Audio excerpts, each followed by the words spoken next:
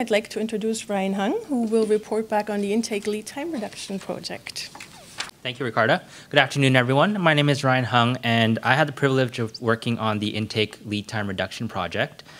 Our project primarily falls within the student life department, and we are currently in the control phase. Our champions are Laurie Smith, Jennifer Short, and Andrew Jevney, and we were facilitated by Carolyn Celine. And the project took place between March and June of this year. However, we did start doing data collection in January as well. Okay, so our team was also a cross-functional team, and we had representatives from each of the steps in our process. We dedicated 1 day per week to work on this project. I'd like to define some of the terms that you've been hearing throughout our presentation. Some of you might not be aware of what these terms mean. So cycle time refers to the work time required to complete an operation or process. Queue time is any non-productive time spent waiting for the next process step.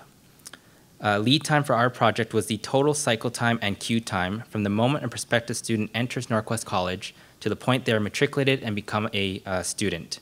COPQ, or cost of poor quality, refers to any dollars associated to staff resources not being utilized in a value-added way.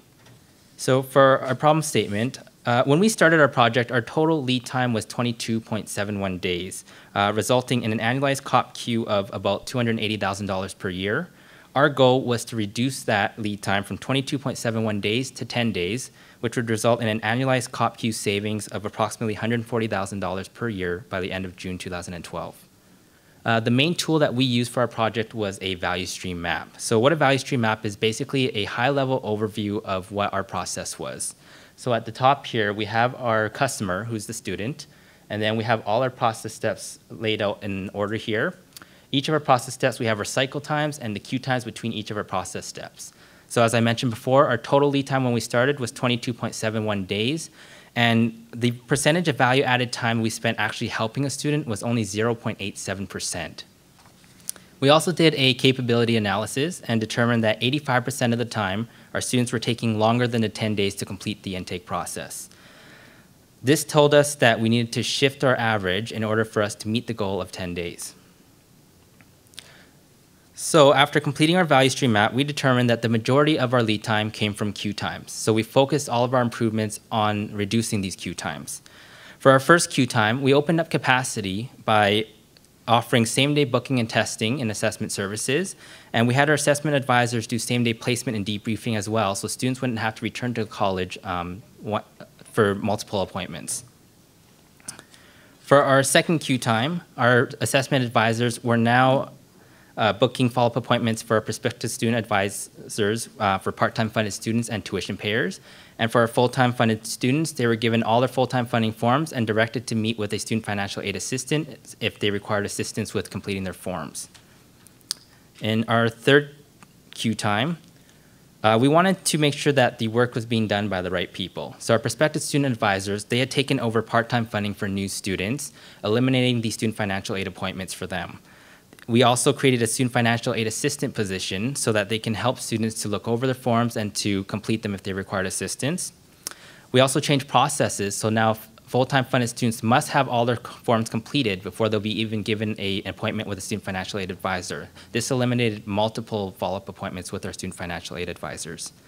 We also offered student financial aid drop-in appointments, so anyone who had completed forms and was approved by the student financial aid assistant, they can go meet with an advisor immediately instead of making an appointment for another day.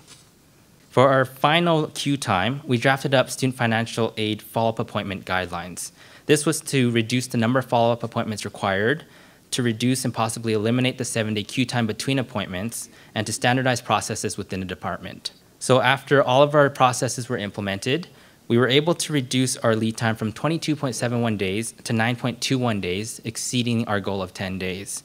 We also increased the percentage of value-added time from 0.87% to 2.1%.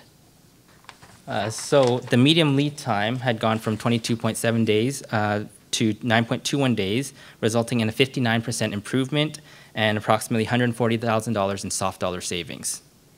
Our lead time variation, or standard deviation, had gone from 17.85 to 10.19, resulting in a 42.5% improvement. And what did we learn? We learned that data provides knowledge, which supports action. You have to choose the right staff for your teams to support the project.